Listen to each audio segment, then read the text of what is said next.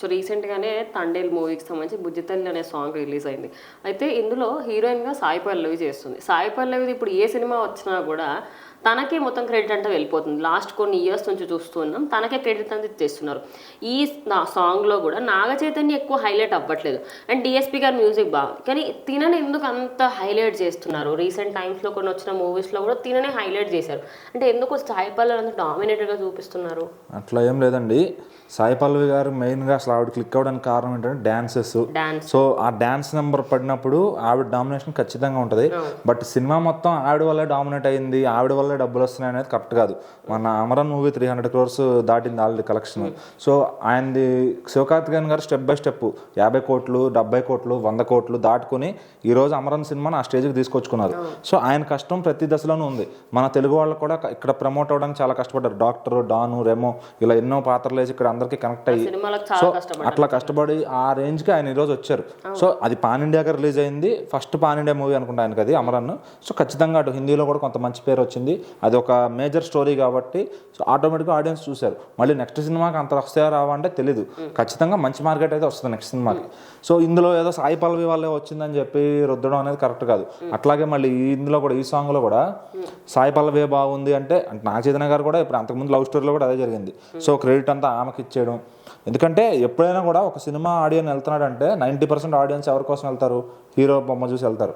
ఎప్పుడు హీరోయిన్ బొమ్మ చూసి ఎవరు వెళ్ళరు. ఇదివరకు సావిత్రి గారు ఎంత బాగా యాక్ట్ చేసినా నాగేశ్వరరావు గారు బొమ్మ చూసి వెళ్ళేవాళ్ళు సినిమాకి. ఆవిడ డామినేషన్ అయితే ఉండేది. ఖచ్చితంగా హీరోయిన్ చూసి వెళ్తారు కానీ ఫస్ట్ హీరోయిన్ ఉందని వెళ్ళేవాళ్ళు తక్కువ. సో ఇప్పుడు ఫ్యాన్స్ ఉంటారు హీరోయిన్ కూడా. సో ఆమె వల్ల కొంత లాభం సినిమాకి, అంతే తప్ప ఆమె వల్ల సినిమా అంతా ఆడింది అనేది కరెక్ట్ కాదు ఎప్పుడు కూడా. మరి ఆమె వల్ల ఆడాలి అంటే ఆమెకు అంత ఫ్యాన్స్ ఇప్పుడు ఉందనుకుందాం. విరాట పర్వం సినిమా వచ్చింది, అది ఎందుకు ఫ్లాప్ అయింది? పడిపడి లేచే మనసు సినిమా కూడా బాగానే ఉంటుంది, అది ఎందుకు ఫ్లాప్ అయింది? మరి ఈమెకున్న పుల్తో లేపచ్చు కదా. మరి అంటే హిట్ అయిన సినిమా లేగిస్తే ఈమెకిస్తారు క్రెడిట్, పోతే హీరో తప్పు అది.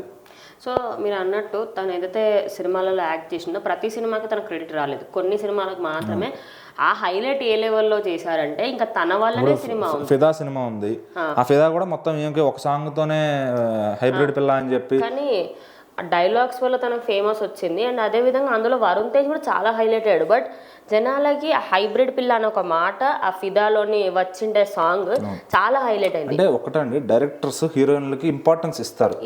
శేఖర్ కమల లాంటి డైరెక్టర్ ఏంటంటే ఆయన సినిమాలో ప్రతి సినిమాలో హీరోయిన్ డామినేషన్ ఉంటుంది. గోదావరిలో ఆవిడది కానీ, ఆనంద్లో కమలని ముఖర్జీ గారిది కానీ, లీడర్లో హీరోయిన్లు కానీ ఎవరన్నా ఎక్కడ కూడా శేఖర్ కమల గారు ప్రతి సినిమాలో హీరోయిన్ నలుగురు కూడా ఇంపాక్ట్ చూపిస్తారు.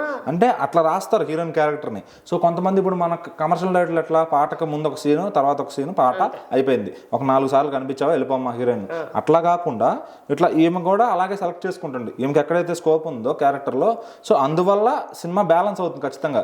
మరి హీరోయిన్కి అంత లేకపోతే ఇంకా సినిమా చేసి వేస్ట్ కదా. సో అందువల్ల దానివల్ల ఏదో హీరోయిన్ వల్ల మొత్తం సినిమా ఆడేసింది అంటే కరెక్ట్ కాదు. అండ్ ఇంకొక ఇది రూమర్ అని అనుకోవచ్చు, లేకపోతే మేబీ ఇందులో ఫ్యాక్ట్ కూడా ఉండొచ్చు, మీరే చెప్పాలి. ఇంకా సాయి పల్లవి ఏదైనా క్యారెక్టర్ చూస్ చేసుకుంటున్నప్పుడు తన స్టోరీ విన్న తర్వాత ఓకే నాకు డామినేటెడ్గా ఉంది అంటేనే యాక్సెప్ట్ చేస్తున్నాను ఒక వార్త బహుశా అయి ఉండొచ్చు. మరి అట్లానే ఏం హిట్ అవుతున్నాయి అంటే ఖచ్చితంగా ఏం డామినేషన్ కూడా కనపడుతుంది కదా. ఇప్పుడు మన అమరంలో ఈక్వల్ టు హీరోతో పాటు ఉంటుంది పర్ఫార్మెన్స్ ఏముంది అంటే సపోర్టింగ్ వైఫ్ అన్నట్టుగా ఉంటుంది అనమాట ఖచ్చితంగా. సో రియాలిటీలో కూడా నిజంగా అలాగే ఉన్నారేమో అన్నంతగా పండించింది క్యారెక్టర్. చనిపోయిన తర్వాత ఏడవడం కానీ లాస్ట్లో అంతా కూడా ఏంటంటే అంత లీడ్కి తీసుకెళ్తుంది పర్ఫార్మెన్స్. మరి తప్పేముందో విని చూస్ చేసుకోవడంలో, ఊరికే సైన్ చేసేయడం కాకుండా ఆఫర్ వచ్చిందని ఈమెకు. అందుకే కూడా స్టార్ సినిమా ఆఫర్లు రాలేదనుకోవచ్చు నాకు తెలిసి. పెద్ద పెద్ద హీరోలతో చేయలేదు ఎప్పుడు కూడా, మీడియం రేంజ్ హీరోస్తోనే చేసుకుంటూ వెళ్తుంది.